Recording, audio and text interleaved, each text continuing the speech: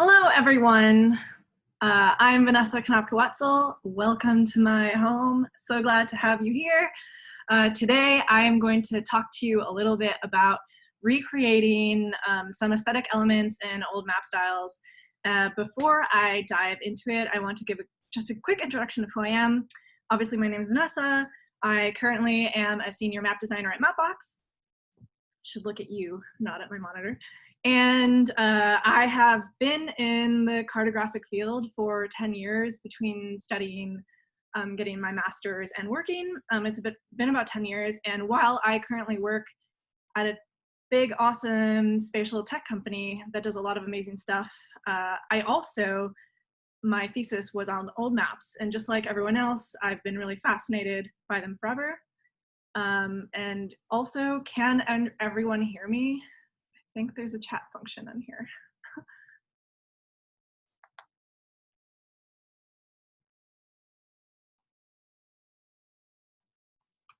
Just checking. I have done Zoom a million times, but never to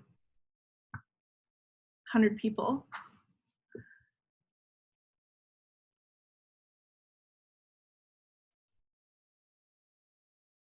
No one's answering.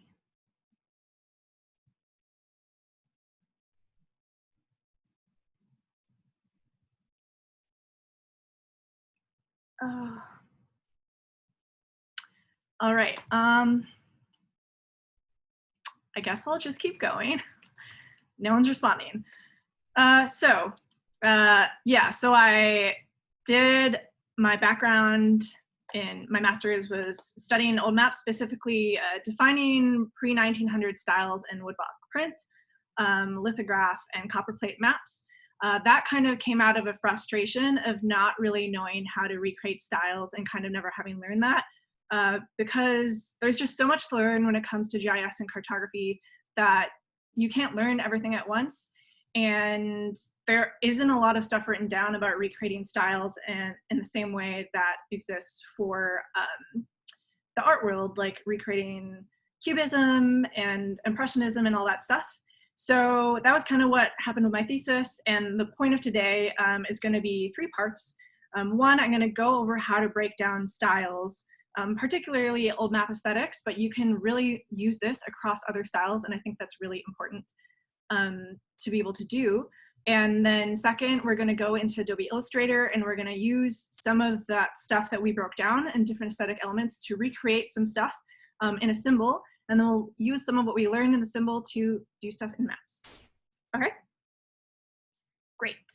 So on that note, let's just dive in.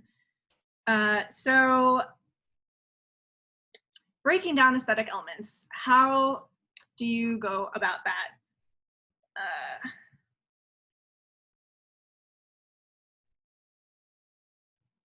I don't know if anyone can hear me still. No one's written anything, but I guess I'll keep going. Sorry, I got a notification. I was checking in case people couldn't hear me. So breaking down aesthetic elements, obviously when you look at an entire map, it can be really hard to think about how to break them down.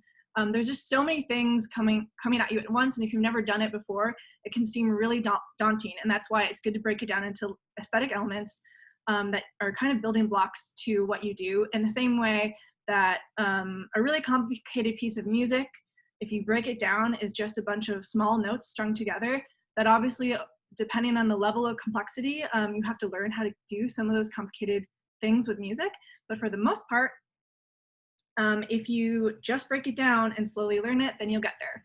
And that's kind of what I'm thinking about in terms of breaking down styles. And for a woodblock print style, for example, there's a lot of stuff that you can break it down into. And I kind of want to go into how you can go about breaking this down yourself and saving it so that when you're doing this on your own, you'll be able to replicate it. So I really recommend diving into the itty bitty details and kind of removing those pieces from the map itself. So here you see an example of linear hatching, where you just write down an example that you see on the map of a particular aesthetic and copy that visual and show the different visuals next to your description. You're the one defining these descriptions based off of what you want to replicate, but it's just really good to kind of describe it verbally as well as give yourself a few examples to see what you want to replicate. And another example also could be stuff like the way in woodblock print, the ink is really inconsistent and there's breakages, or you might see that there's some grainy texture.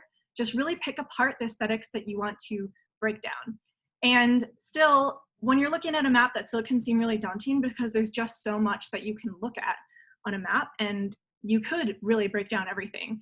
So I recommend doing it in the way that we think about maps every day, which is lines, points, and polygons. And lines, points, and polygons can be broken down even further, and you can choose however many things you want to break it down into for recreating a style for general use and not overanalyzing it like I did in my thesis. You don't have to do as many things as I did, but you can write lines and then use neat line or rivers or borders and buildings, and for points, city dots, and just pick 5 to 10 things that you want to replicate. And also do make sure to consider the typeface that's going into it. Is it serif? Is it sans serif? Is it really inconsistent? Does it look grainy? Does the ink on the serif look like it's also kind of spreading and falling apart? And color as well is really emulative of old maps. So what kind of colors are being used? If there's specific textures, write down those adjectives as well next to what you're writing down. So again, make sure that you're writing down or by hand or in an Excel sheet or sheets in Gmail, and just documenting what you want to recreate to be able to go back to it quickly. And I made some examples in a separate document. Also just gonna check Twitter quickly in case there's some issues, if anyone's tweeting at me. Seems like we're still good to go, even though no one's writing anything. So I made some examples of aesthetic elements that we can be breaking down. So if we're looking at this map and zoom in,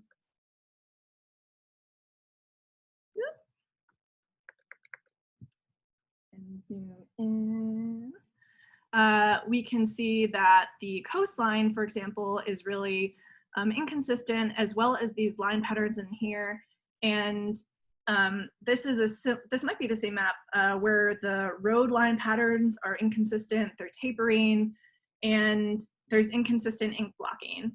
And then for this map, the map's border that I took this from, the border also has inconsistent ink lines. They're varying in thickness. There's some bleeding, sort of dotting, sort of fade. Points in woodblock maps are not circular at all due to the way that they're created. It's really hard to make things perfectly circular when you're kind of digging into wood, especially if it's something small. The ink is inconsistent in terms of thickness and tapering. And again, you can do it for polygons, fills, and patterns. I recommend noting when something's a fill versus a pattern versus like a general area and polygon, just to remember when you're moving over to Illustrator, repetitive like area fills can be created as patterns. So again, we're using a lot of the same words here because woodblock honestly has a lot of just inconsistent thicknesses and lines and ink. And then finally here, there's also little symbols in a lot of woodblock maps and old maps in general. And these show some repetitive symbols. They look a little different, but overall they also have inconsistent lines. The fill in terms of watercolor is bleeding out of the edges, which happened also in the water and generally in all the other fills that existed across the map.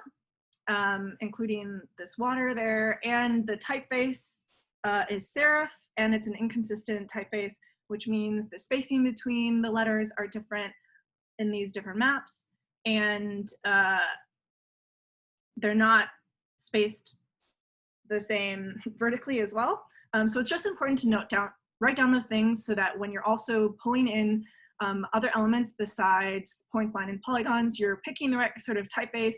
Even if what you're using is a modern serif font, it's still going to be a little more closer to recreating an old style than if you used a sans serif font, for example. And then again, I showed symbols as something that was repeating. And I also noted that a lot of cities in these old maps, at least this one and a couple other ones that I have, use these symbols as the city locations rather than dots. And there are old maps that use dots instead, but I thought this was just an interesting element that could be recreated and something fun to kind of show you how to recreate some of these aesthetics in Illustrator. So we are going to use one of these like house examples and go into Illustrator. And this is the map.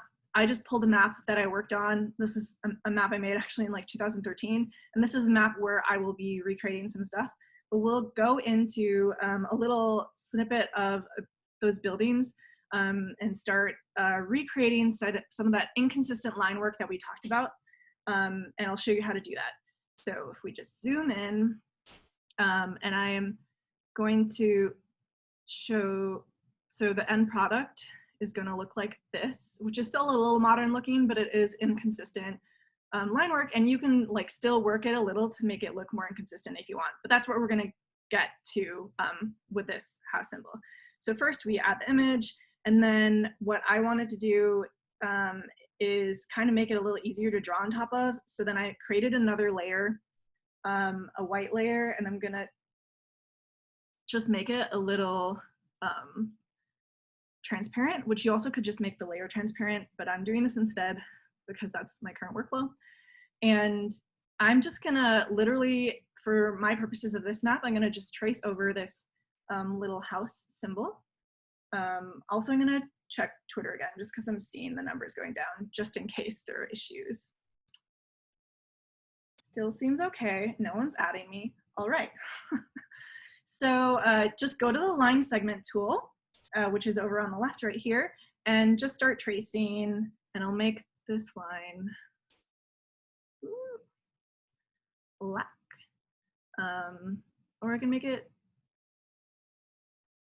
pink, so it's a little more visible. And if you've ever used Illustrator before, this is obviously a standard line, but what we want to do is kind of make it look like it might have been carved in or created by a brushstroke or something. And there are brushes that I'll get into later that you can use, but if you go into the stroke panel and go to profile, you can quickly see that there are other options for making that line look different. So if I change the width profile to this first one, it's tapered at the ends kind of perfectly, but that already is creating a little bit of a different aesthetic than what was originally shown with our original line. And there are other width profiles you can play around with, so this makes it look even more imperfect, and I'm gonna just keep going with this one and continue tracing. And if you right click and click join, it'll join it, but it reverts back to the old line, uniform line.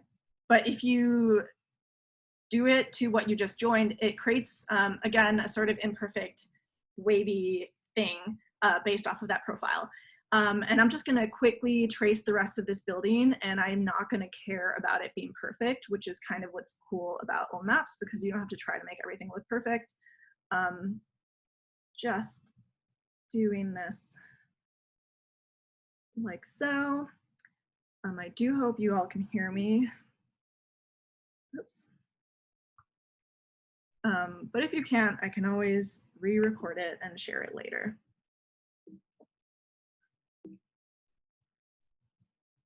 Just joining these again. I'm gonna join these edges. Oh, I'm going to use the direct select tool to fix this node by moving it slightly. Although it doesn't really matter for this, but I'm going to do it. So now I'm just going to select all of these. And it already is more imperfect looking and kind of getting along where we want it to be. Just we'll add a couple more lines to make it look more like this house symbol. And then going to grab that door and use the ellipse tool. Obviously, the ellipse tool is going to create more of a perfect circle. But if we use the scissors tool right here, the shortcut's also C, then I can go in and click, not copy, sorry. then I can go ahead and select the circle, use. Obviously, when you're doing stuff live, stuff for some reason doesn't work. I'm just gonna use the direct select tool, move this slightly to make it less of a perfect circle. I'm gonna go ahead and pick the scissors tool again, which I just used, the C shortcut on my keyboard, cut the circle, which is now a distorted circle, and delete it, delete that segment, or at least I want to delete that segment. All right, it's not deleting. We can just forget about that. Sorry that my Illustrator's not letting me do stuff. The point was to delete it and show that you could cut stuff, but it doesn't really matter. Gonna use this taper line. And there we have general symbol outline that I could keep iterating on, but it won't since this is live. And that is just the tracing, but if I want to kind of emulate the imperfection of the water, I could use a brush stroke, but I also can, I'm a fan of doing whatever works in the moment and iterating on a lot of things, because when you're recreating stuff, it never is any sort of perfect, there's never any right or wrong way to do stuff. So I am going to kind of use this pencil tool to make a little imperfect line, which is now a circle now that I changed the fill, and I'm gonna go ahead and grab an orangey color and do it again over here. And now we have a little imperfect symbol for a building. I'm gonna grab the one that I made yesterday because it has the imperfect door I want. Gonna copy it and pull it over to now we're moving on to working on the map. So I will drop this layer onto a new layer, just leave it hanging over here, label this symbol for my own knowledge.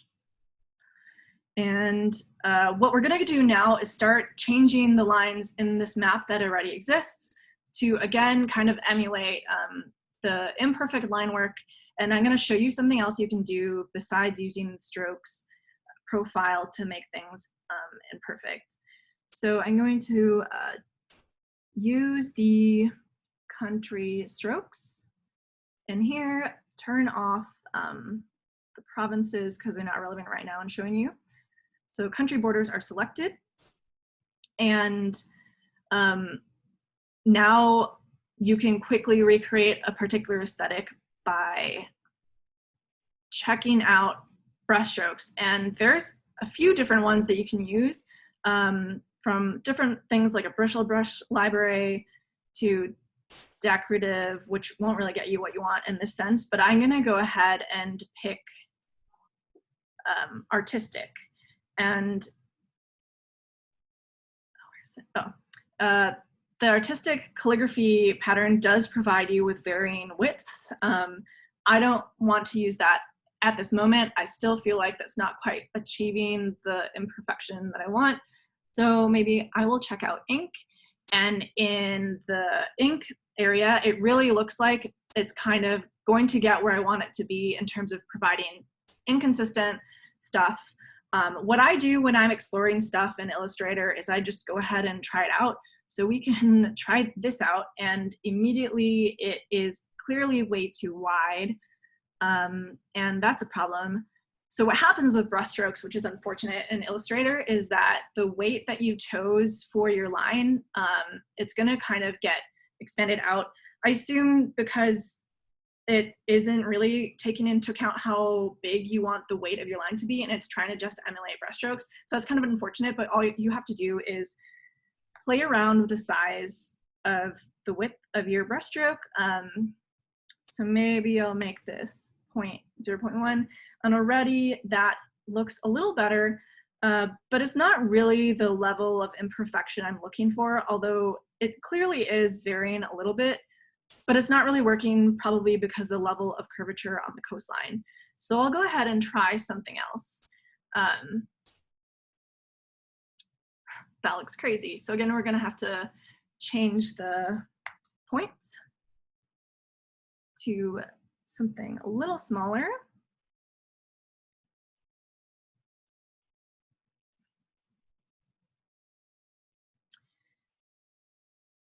And that looks slightly better if I zoom in. We can see that is creating some level of imperfection, but this one probably, I think, would be better if we're trying to emulate the coastline repetition for water lines. So we can go ahead and skip that as well. And try this one. So really what I'm trying to do here is encourage a sort of exploratory process of finding what works for you or what doesn't work for you. Oh, I accidentally changed the countries. That's what happens when it's going live. So actually maybe that one, maybe I like that one. I'm going to make that black so it's more visible. Make this a little smaller, maybe.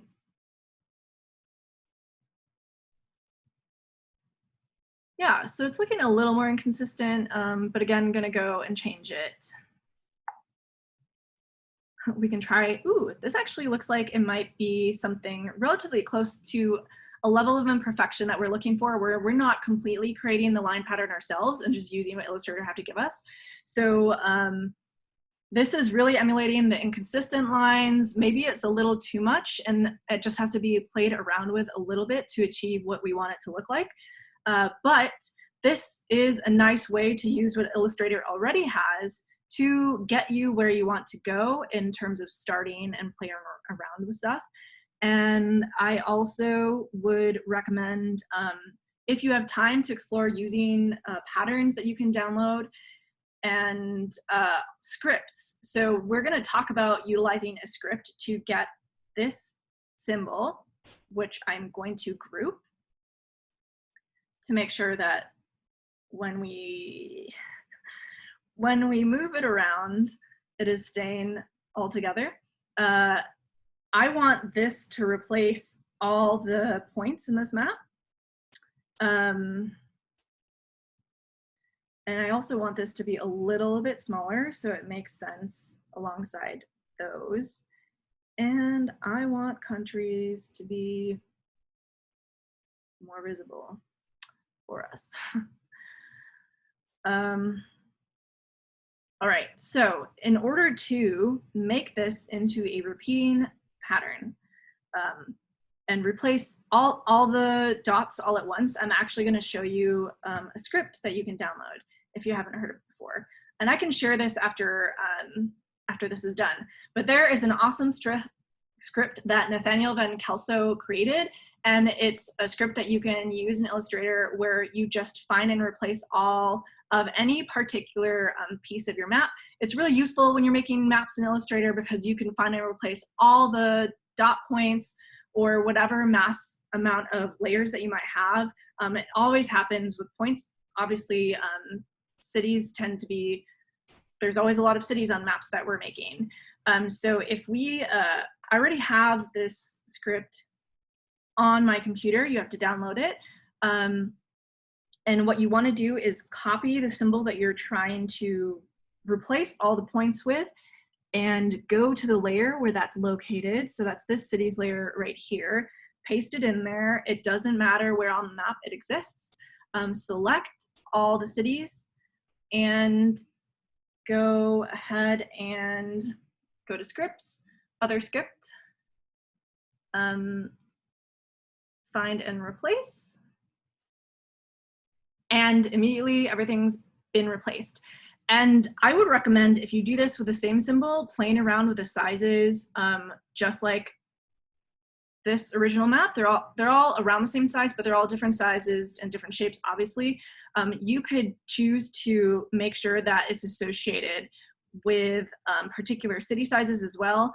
What's nice with this in terms of emulating the aesthetic of old maps is this sort of stacking does exist in the old maps. There are buildings stacking on top of each other. If you're doing a few different mountain ranges, these all stack on top of each other as well. And you can do this with a few different buildings and really come up with a nice aesthetic. The next thing that I would recommend is there are black and white maps. And if you're going to use a black and white map, I would recommend beige sort of as a base, and then to add an image as a sort of texture underneath and to kind of blend it in.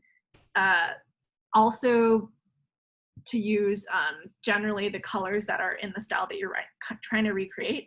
In a lot of old maps, it does tend to be sort of watercolor aesthetic where it's inconsistent line work, and greens, oranges, yellows, and blues are often used, especially vibrant ones, as we can see here. The red's pretty vibrant. This orange is pretty vibrant, but you can really do whatever is the style you're trying to emulate. And finally, of course, we want to take a look at the city labels, and I really recommend looking up free fonts that you can use based off of Creative Commons license to get a typeface that's old that shows you a sort of more textured, handwritten or hand creative typeface rather than using what's on your computer, just because it just adds that extra tiny bit of texture that will get you that sort of final little detail push that'll make it look older.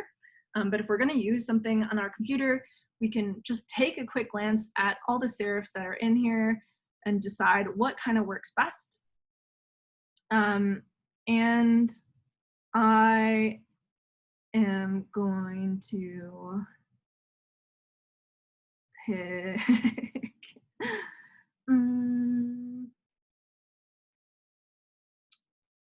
this one. And I, again, recommend choosing one that is more curated and targeted, but what you can do to kind of make it look a little more imperfect, if you're super detail oriented, you can go ahead and randomly go into different labels and change the tracking, because as noted, there's different kerning and tracking and spacing across all these typefaces. So you can just change it slightly across different labels. You don't have to be hyper consistent, and it can be different within the same label. And again, obviously, when you're making these changes, you do want to be making any kind of aesthetic shifts, like for this kind of stuff, in a map that makes sense to be styled as an old map, so that when people look at it, people don't think this kind of stuff is weird. But just, again, these small sort of tiny little changes in the aesthetic elements all build together to create the final style.